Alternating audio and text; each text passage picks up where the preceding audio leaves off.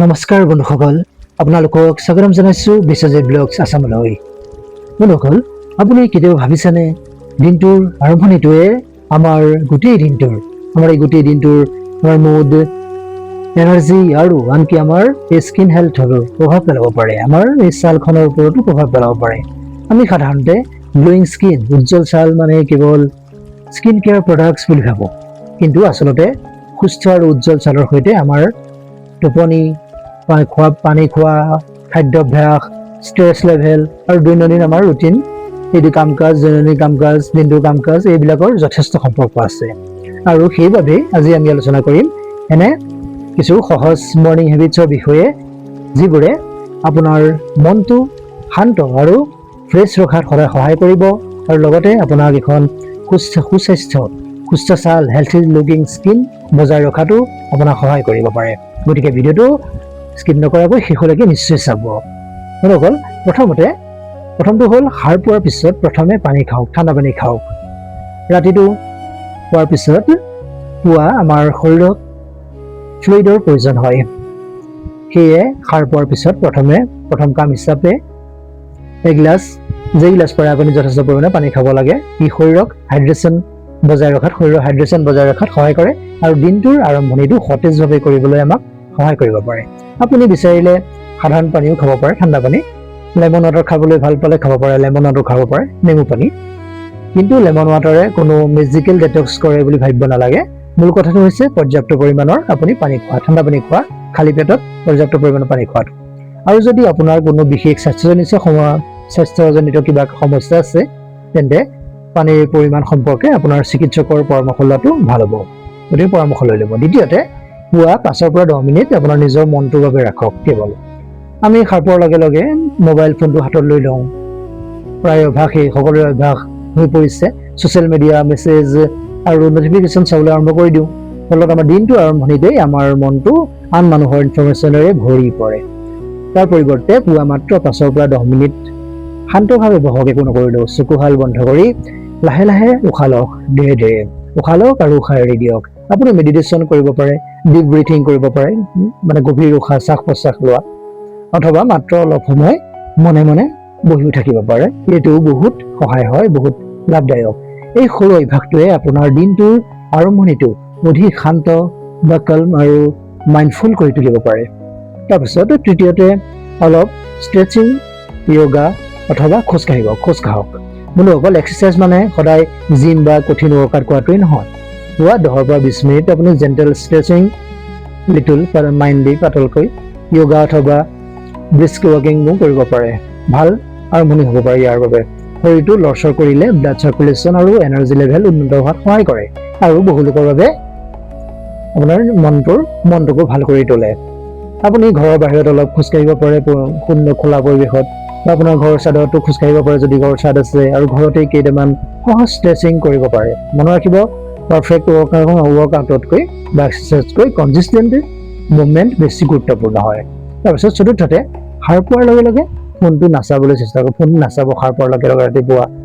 বন্ধুসকল, এইটো হয়তো আটাইতকৈ কঠিন অভ্যাস আমাৰ হৈ পৰিছে, কিন্তু ভাবকচোন, সাৰ পোৱাৰ 30 ছেকেণ্ডৰ ভিতৰতে যদি আমি ছ'চিয়েল মিডিয়া খুলি লওঁ, তেন্তে আমাৰ মনটোৱে দিনটো নিজৰ চিন্তাই আৰম্ভ কৰাৰ আগতেই আন মানুহৰ জীৱন, এই নিগেটিভ নিউজবিলাক, বিভিন্ন নটিফিকেশ্যনৰ সৈতে ব্যস্ত হৈ পৰিব। সেয়ে সম্ভৱ যদি হয়, যিমান সম্ভৱ সাৰ পোৱাৰ পিছত প্ৰথমে 20 পৰা 30 মিনিট ফোন ফ্ৰী টাইম ৰাখিবলৈ চেষ্টা কৰকচোন। এই সময়খিনি নিজৰ বাবে ব্যৱহাৰ কৰক। পানী খাওক, ঠাণ্ডা পানী খাওক, অলপ ষ্ট্ৰেচিং কৰক, কিছু মেডিটেশ্যন কৰিবলৈ চেষ্টা কৰক। নহ'লে আপুনি খিৰিকীৰ কাষত কিছু সময় শান্তভাৱে বহক।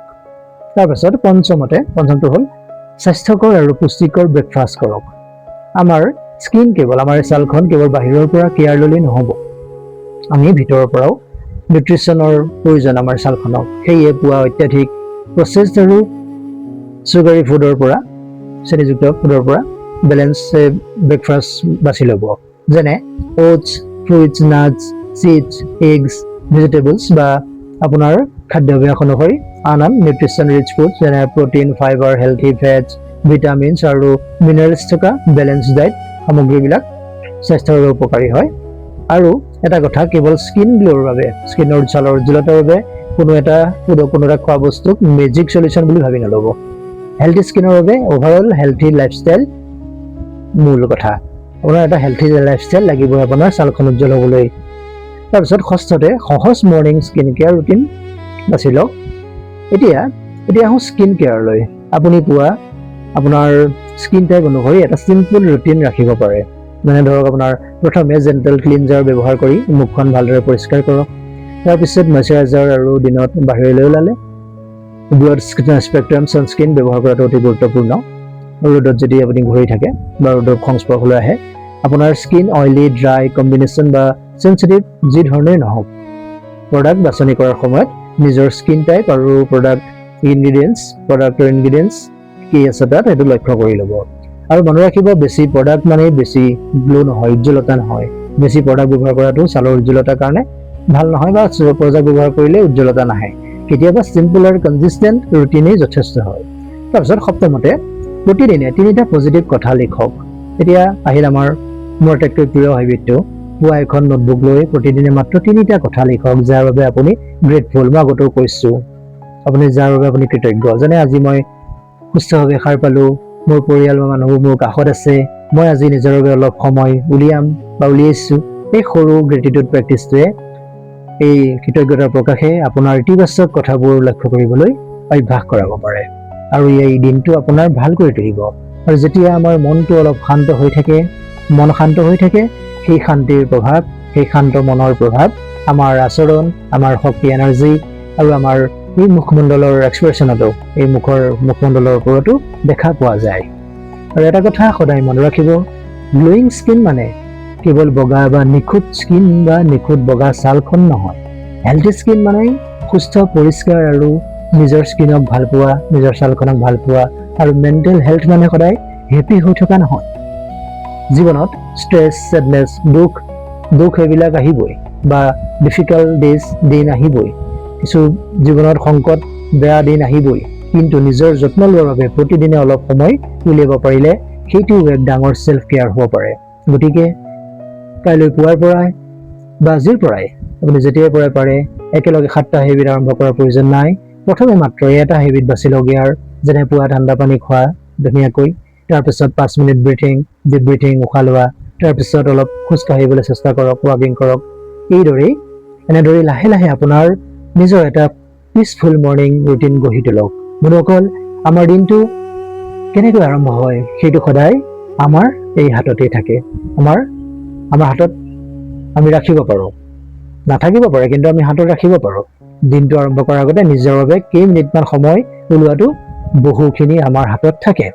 গোটেই দিনটো আমাৰ হাতত নাথাকিলেও সেই দিনটো ৰাতিপুৱা কেইমিনিটমান সময় আমি হাতত ৰাখিব পাৰোঁ। সেয়ে পুৱাটো হওক কম ফোন, বেছি পেজ, শান্তি আৰু ষ্ট্ৰেছ কম, বেছি চেল্ফ কেয়াৰ আৰু নিজৰ মন আৰু শৰীৰৰ প্ৰতি অলপ বেছি মৰম। যদি ভিডিঅ'টো আপোনাৰ ভাল লাগিছে তেন্তে লাইক কৰক আৰু আপোনাৰ বন্ধু-বান্ধৱী তথা পৰিয়ালৰ সৈতে ভিডিঅ'টো শ্বেয়াৰ কৰক। আৰু এনেধৰণৰ সুস্বাস্থ্য, বিউটি, লাইফষ্টাইল আৰু ৱেলনেছ বিষয়ৰ ভিডিঅ'ৰ বাবে বিশ্বজিৎ ব্লগ চেনেলক ছাবস্ক্ৰাইব কৰিবলৈ নাপাহৰিব আৰু লগতে ইয়াৰ বেল আইকনটো অন কৰিবলৈ নাপাহৰিব যাতে আপুনি এনেধৰণৰ নটিফিকেশ্যন সোনকালে লাভ কৰিব পাৰে। পুনৰ লগ পাম আন এটা নতুন সুন্দৰ বিষয়ৰ সৈতে। তেতিয়ালৈকে নিজৰ যত্ন লওক, কুশলে থাকক, সুস্থ হৈ থাকক আৰু সদায় হাঁহি আগুৱাই যাবলৈ চেষ্টা কৰক এই জীৱন বাটৰ দলিচাখনত। ধন্যবাদ। জয় আই অসম।